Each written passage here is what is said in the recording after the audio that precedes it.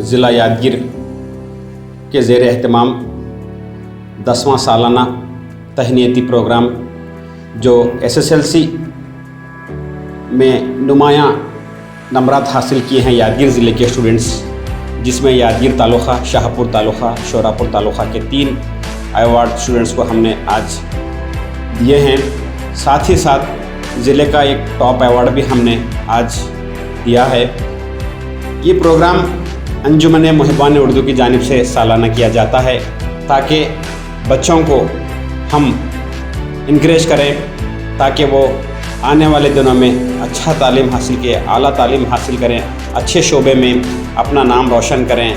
और दूसरे जो स्टूडेंट्स इस साल जो 10th में हैं वो भी इस तरह के प्रोग्राम देखने के बाद उनमें भी एक शौर पैदा हो कि हम भी आने वाले दिनों में अच्छे मार्क्स हासिल कर यह अवार्ड हासिल करेंगे, अंजुमन का अवार्ड हासिल करेंगे।